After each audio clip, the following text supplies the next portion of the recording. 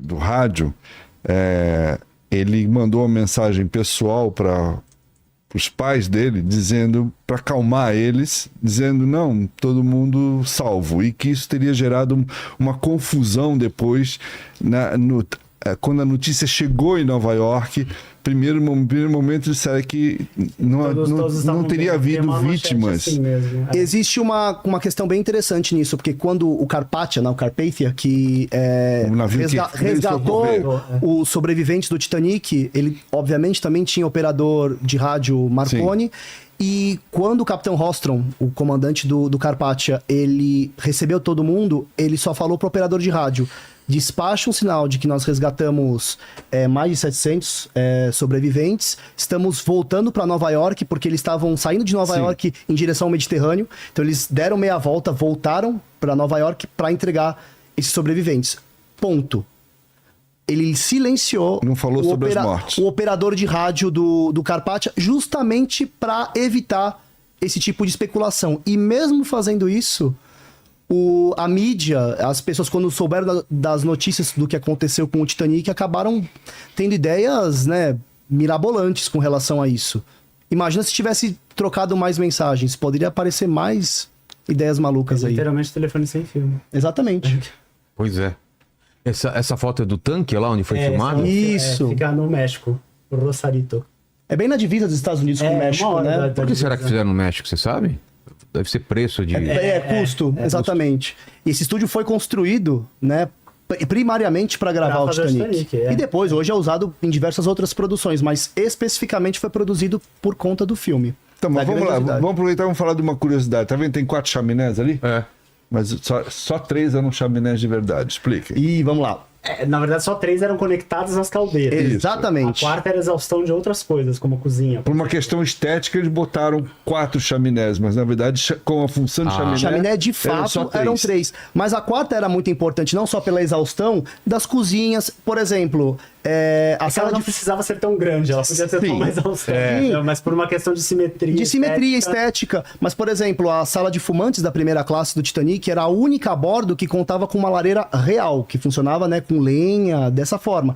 E a exaustão dela, o fumo, né, a fumaça que saía dessa lareira em particular, ia para a 4ª chaminé. Pela 4ª chaminé. Mas eu li também que a empresa optou por fazer 4 chaminés, que era uma forma de demonstrar um navio mais imponente. Exatamente. É uma resposta direta ao Mauritânia e o Lusitânia da Cunard, que são os rivais comerciais da classe olímpica. São categorias, né? Categorias de 4 chaminés. Então não podia ficar de fora dessa categoria de 4 chaminés, entendeu? Mesmo que o navio fosse grande com 3, a opinião pública fala: esse navio não é tudo isso porque não tem a 3ª chaminé. A 4ª, no caso.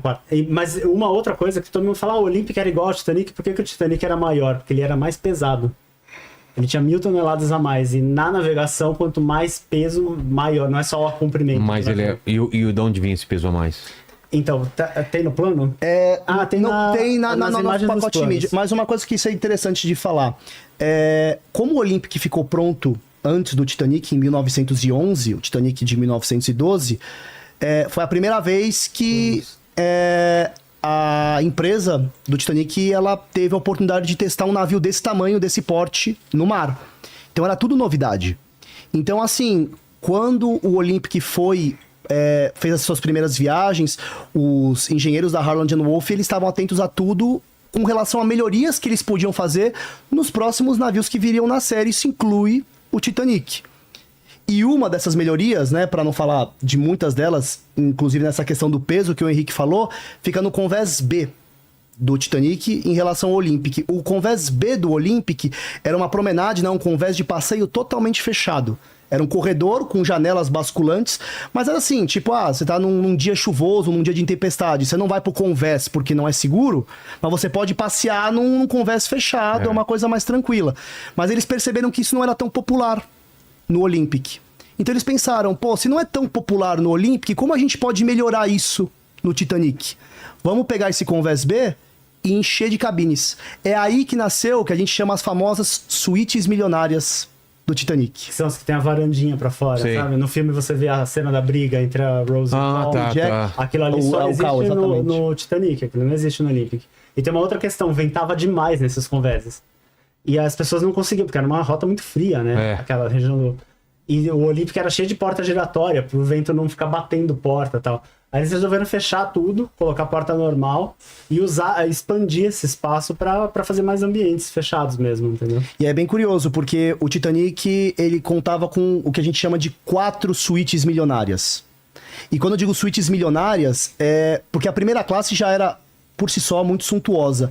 Mas se você olhar uma cabine padrão de primeira classe naquela época, ela não era tão suntuosa quanto parece. Quem ocupava essas 4 cabines milionárias? Quem ocupou? Casal Strauss. Os Cabeça, o Bruce Ismay. Bruce Ismay era o dono da empresa. E os outros? Agora a outra não vou me recordar. Uma tava desocupada, não tava? Não tenho certeza. Não era da suíte. Mas de todo modo, essas... Mas o que elas tinham diferente das outras de primeira elas classe? eram quase que um apartamento. Elas tinham um quarto Sala de conectado estar, a outro. Quarto, varanda, banheiro. E isso não, é muito não é todas da primeira classe tinham banheiro. Ah, tem essa também. Isso é bem curioso isso daí, porque nos navios de passageiro, banheiros em suíte, como a gente hoje vê no navio de cruzeiro comum, só se popularizou lá para os anos 50, verdade, 60. É verdade, cara. A primeira classe não tinha banheiro. Cara... Era banheiro coletivo. Se o cara da primeira classe que pagou uma baita grana pra viajar desse um piriri, ele tinha que sair no meio da noite pra ir num banheiro coletivo. Ou abre a janela e vai no mar, né?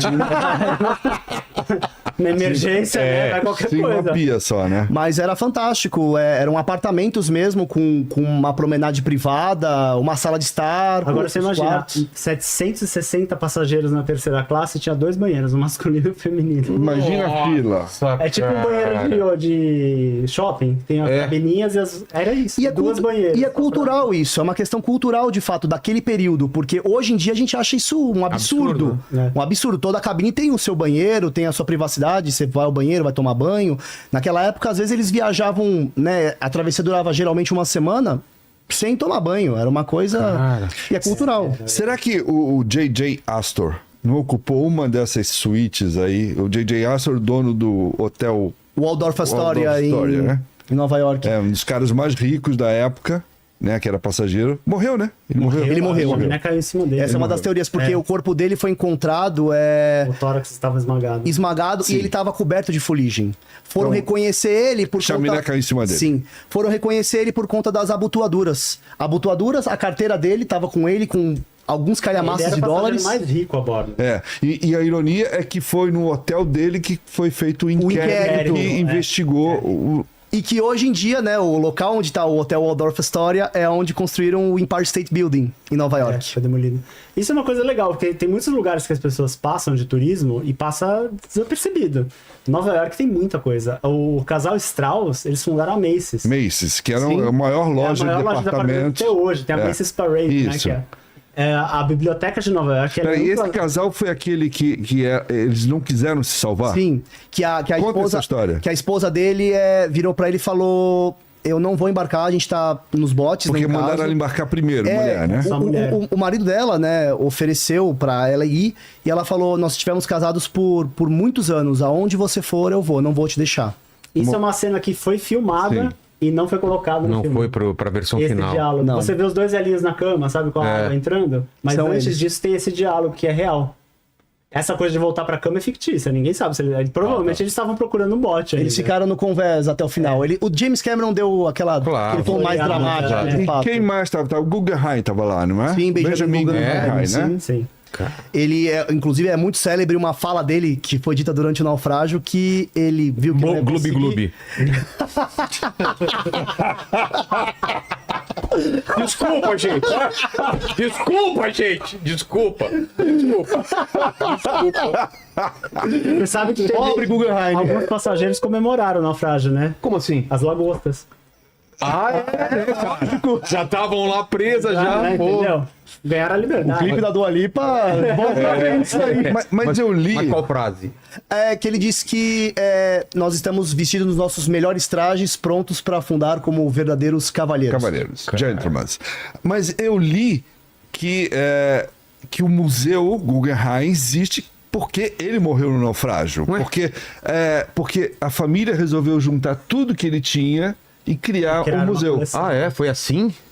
Pelo Na que eu biblioteca de li. Nova York, filantropia, né? nas paredes, você vai ver um monte de Astor, porque esse era o John Jacob Astor IV. É da família Uma Astor, de uma forma dinastia, né? geral. Mas eles são grandes financiadores da biblioteca de Nova York.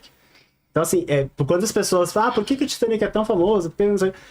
Gente, eram todos os figurões É o que eu tô falando, o Bill Gates estava lá. da época. Pois é. Seria hoje morrer 3 ou 4 figurões e a tragédia ia ficar pra sempre. Por isso que é sempre, importante a gente falar desse impacto que o Titanic tem, faz mais de 100 anos que Pois ele afundou. E, assim, uma série de elementos. É o maior navio do mundo, na sua primeira viagem, as pessoas mais importantes a bordo e acontece algo desse E tipo. é um choque de realidade da mentalidade da Belle Époque. De que a gente vai ser infalível, que a gente vai superar a Tem foto do natureza. Guggenheim? Grande Queria ver choque ele. Benjamin Guggenheim. Fui no museu dele, queria ver. Então. Tem a história de que, na verdade, o museu foi um legado, na verdade, que Faz a família sentido. fez quando ele morreu.